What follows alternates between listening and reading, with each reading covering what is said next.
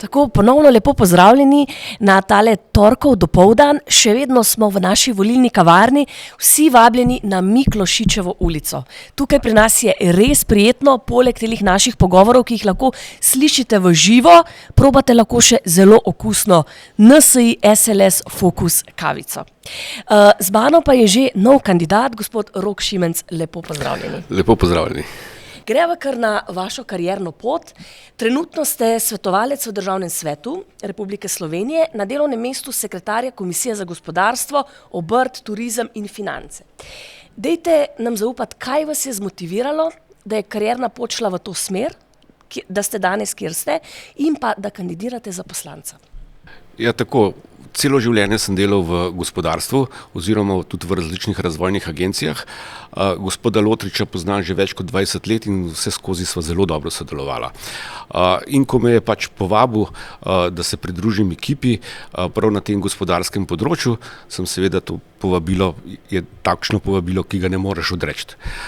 No in seveda potem se je zgodba razvijala naprej in ko je bil sam in tudi jaz zelo razočaran nad razmerami v gospodarstvu, ki so v zadnjih 4 letih z ukrepi, ki so, smo se skupaj odločili in sem tudi med soustanovitelji stranke Fokus Marka Lotriča in pač zdaj pa skupaj gremo v akcijo.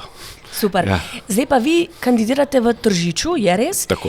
Imate že verjetno volilni štab, ker smo že v času, ko morajo biti te stvari postavljene. Kako ste si zamislili kampanjo? Kje vas bojo Tržičani našli? A ne, pred kakšnim mogoče nakupovalnim centrom, pošto, boste imeli kakšne dogodke? Kaj vse se bo v Tržiču v tem mesecu dogajalo? Ja, poleg seveda vseh teh pojavnosti na plakatih in v javnosti bomo organizirali tudi 2 dogodka. Eden bo 10. marca, kjer se bomo pogovarjali o gospodarstvu z gospodom Lotričem, Megličem, tako da bomo res probali pokazati, kje so težave in kje so tudi rešitve seveda. Potem bomo seveda Tržič je zelo znan po štruklih, tako da sem se dogovoril, da bomo tudi pred Štrukljarno na Deteljici imeli svoj dogodek 20. marca, se pravi tik pred volitvami, da se z vsemi pogovorim in se nenazadnje ljudje tudi malo posladkajo. Potem so pa tukaj še različni obiski, tako muzeja, kmetij, podjetij, tako da jaz mislim, da bomo skupaj z ekipo, ki jo bi rad tukaj res zelo pohvalil, ker so zelo kooperativni, predvsem kolegi iz Nove Slovenije in pa Slovenske ljudske stranke in mi res močno pomagajo in stojijo ob strani. Prej ste mi omenili, da slišite na terenu, da tale skupna lista obeta. Povejte mi, kaj vam sokrajani oziroma širom po Sloveniji ljudje pravijo na tole združevanje? Pravijo predvsem to, da vsi govorijo o sodelovanju, vi ga pa dejansko živimo. In to je glavni poudarek.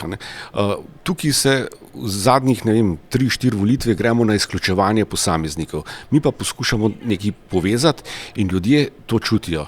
In ker smo se tudi povezali, se pravi 3, bom rekel kar tako liberalno-konzervativne stranke, ki veliko damo na človekove pravice, hkrati pa tudi damo konzervativno veliko na gospodarstvo, imajo ljudje upanje in verjamejo v uspeh in tako kot pravi predsednik Vrtovec, diši po pomladi.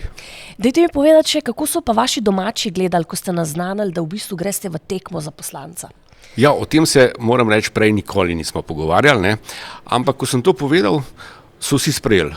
So rekli, v redu, celo življenje se ti ukvarja z nekim podpornim okoljem, zdaj si 2 leti v Državnem svetu, spoznal si praktično celoten postopek zakonodaje, zakaj pa ne bi še to probal, če te to celo življenje zanima.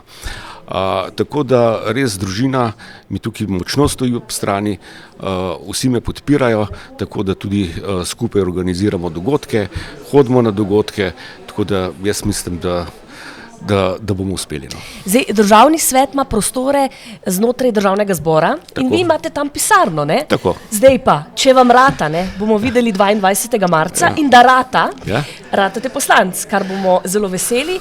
Katere odbore, se pravi, katera področja bi vi pokrivali? Gospodarstvo to že veva. Kaj pa še kakšne druge? Vas zanimajo mednarodne, socialne zadeve? Kaj vas zanima še? Ja, zelo sem aktiven tudi na mednarodnem področju.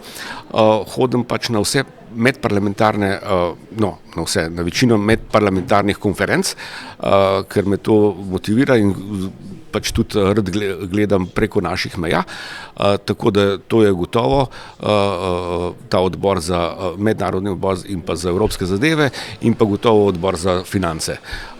Na teh področjih sem strokovnjak in mislim, da tukaj lahko nekaj pokažem in pa seveda odbor za regionalni razvoj, pri katerem je seveda se maksimalno potreba potruditi, da se vzpostavi skladen regionalni razvoj po vsej Sloveniji. Okay.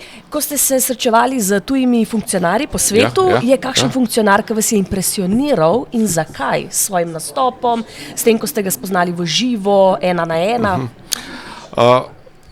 Na teh mednarodnih konferencah je pač seveda teh zelo veliko stikov. Zdaj, če se nekoliko ognem sami Evropski uniji in izpostavim sestanek z moldavsko predsednico za evropske zadeve, me je zelo impresionirala. Moram reči, da se v Moldavi zelo trudijo, da bi se pridružili Evropski uniji, imajo veliko ovir, ki jih morajo premagati, tako domačih kot pa seveda tudi tujih, predvsem iz vzhoda, tako da ta energija, ki jo ti ljudje dajo, je zelo pozitivno vplivala name. Je pa to zelo tanka linija, ker žal na drugi strani je pa recimo tukaj Gruzija, ki pa se je z novim vodstvom oddaljila od Evropske unije. In menim, da moramo tukaj res na tem vzhodnem delu in pa na bivšem Balkanu oziroma na Balkanu oziroma bivših republikah Jugoslavije delati združevalno in s tem še okrepiti samo Evropsko unijo. Zdaj pa za konec me zanima še komentar na še en vaš karierni uspeh. 10 let ste vodili razvojno agencijo SORA in jo pripeljali do 300% rasti prihodkov in obogatili vsebinsko delo, kjer ste se uveljavili v lokalnem, regionalnem in mednarodnem okolju. Kako vam je to uspelo? Ja, tako je. V bistvu, razvojna agencija SORA je pač pred mojim prihodom delovala nekaj let in se uveljavljajo v lokalnem okolju. Jaz sem sam videl, da je pač to nekoliko premalo, zato sem to razširil najprej na regionalni nivo, se pravi na Gorenjsko. Razvojna agencija je v Škofji Loki, jaz sem to razširil na Gorenjsko in predvsem šel na same evropske projekte. Tukaj smo bili zelo uspešni, kljub vsemu, da smo bili majhna agencija, pripeljali marsikateri evro v Škofjo Loko, še posebej smo bili pa aktivni na kohezijskih sredstvih. Tam smo delali nek projekt Porečje Sore, kjer smo praktično uredili celotno komunalno in pa komunalno infrastrukturo, s čimer so bili občani zelo zadovoljni, prav tako tudi vodstvo občin. Gospod Rok, impresionirali ste me, zelo zanimivo.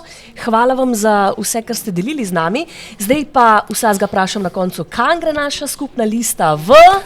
Akcija! Hvala vam.